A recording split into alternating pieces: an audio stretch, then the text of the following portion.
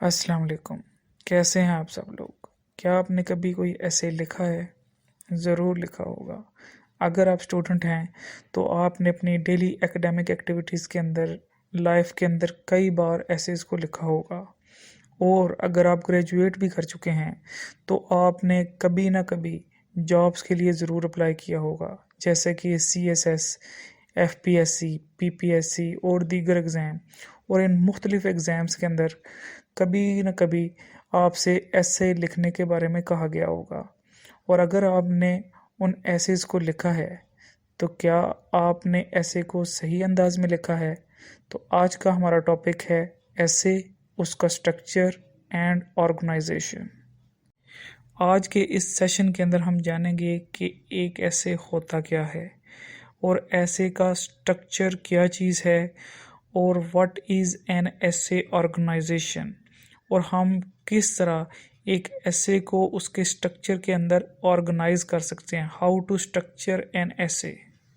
सबसे पहले हम जान लेते हैं कि ऐसे होता क्या है। ऐसे बेसिकली ऐसी राइटिंग को कहते हैं जिसके अंदर हम किसी स्पेसिफिक टॉपिक के ऊपर अपने ख़यालात और अपनी सोच का इजहार करते हैं, या उसी मखसूस मौजू के ऊपर, उस स्पेसिफिक टॉपिक के बारे में जो हमारी राय है उसको आर्गू करते हैं, उसके ऊपर बहस करते हैं। अब ये सब चीज़ें हम जब करते हैं ना, तो ये सारे जो आइडियाज़ जो होते हैं, हमारे ख़यालात, इनको एक ऑर्गेनाइज्ड और क्लियर वे, वाज़े तरीके से जो है ना वो लिखा जाता है। और जब इन्हीं सब चीज़ों को ऑर्गेनाइज करने की बात आती है तो वहाँ पर आता है हमारा ऐसे स्ट्रक्चर।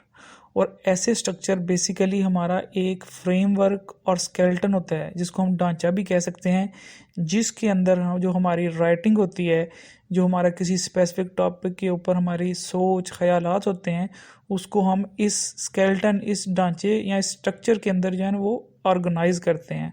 और इसके बेसिकली 3 सेक्शंस होते हैं। पहला है इंट्रोडक्शन, दूसरा है बॉडी और तीसरा है कंक्लूजन।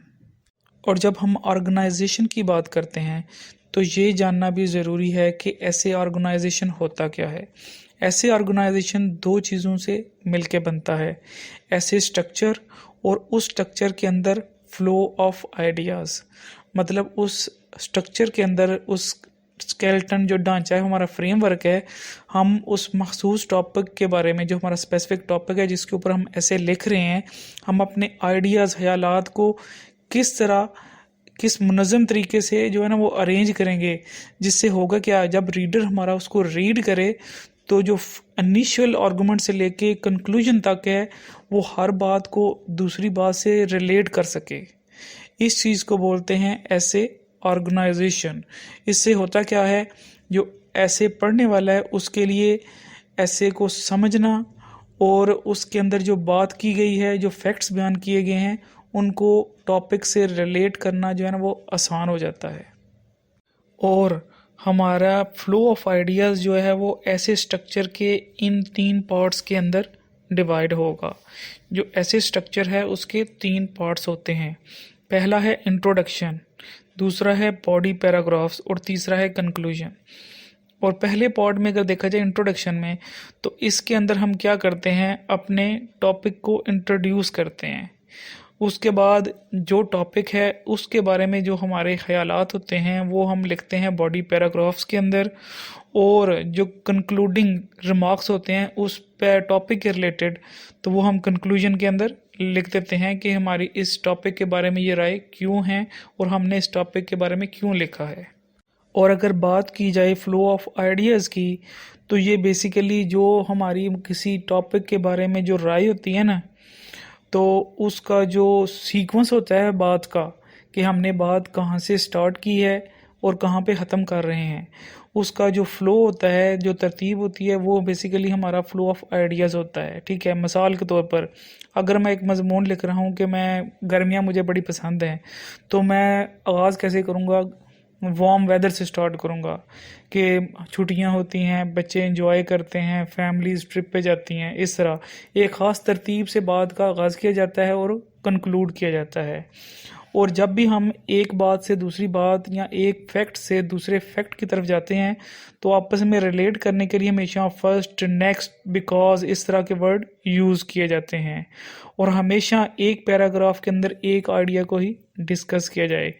मल्टीपल बातों को एक ही पैराग्राफ के अंदर जो है ना वो मिक्सअप नहीं करना चाहिए। इससे जो है ना वो रीडर जो है ना वो कंफ्यूज हो जाता है।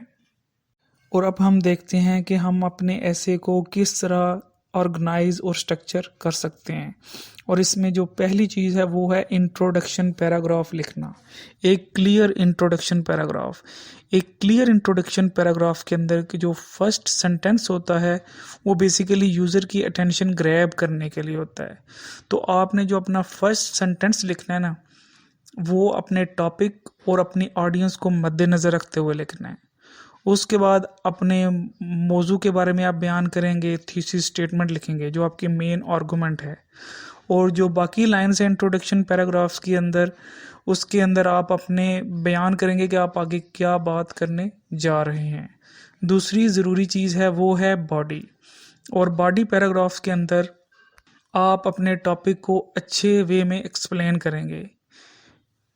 और हर पैराग्राफ के अंदर आपने एक आइडिया, एक बात को लेके चलना है और उसे अच्छे से एक्सप्लेन करना है। और हर पैराग्राफ के अंदर जो आपका टॉपिक सेंटेंस है वो आपकी जो मरकज़ी मौजू है, मेन ऐसे का जो मौजू है, थीसिस स्टेटमेंट है, उसको सपोर्ट करता हुआ नज़र आए, उसको बैक करता हुआ नज़र आए। मतलब आपने अपने पैराग्राफ में जो फैक्ट्स बयान कर रहे हैं वो आपके मरकज़ी मौजू से रिलेट करें। और जो भी आपने फैक्ट्स एंड फिगर्स बयान करने हैं, जो बात करनी है उसका एविडेंस भी देना है, एग्जांपल्स भी देनी है और कोटेशंस भी ऐड करनी है। और तीसरी सबसे ज़रूरी चीज़ वो है एक कंपेलिंग कंक्लूजन लिखना। जो सबसे लास्ट पर होता है वो है कंक्लूडिंग पैराग्राफ। और इसके अंदर आपने जो ऊपर बॉडी के अंदर या इंट्रोडक्शन के ऊपर बात की है, जो अपने मौजू के ऊपर ख्यालात का इजहार किया है, उसको आपने कंक्लूड करना है कि मैंने ये जो टॉपिक चूज़ किया है, ये जो बात की है, इसकी वजह क्या है और मेरी ये जो ओपिनियन है इसकी वजह क्या है। इन सब स्टेप्स को फॉलो करते हुए आप एक अच्छे वे में ऐसे को स्ट्रक्चर कर सकते हैं। उम्मीद करता हूँ कि आपको समझ आई होगी। अगर फिर भी कोई क्वेश्चन है तो आप पूछ सकते हैं। खुदा हाफिज़।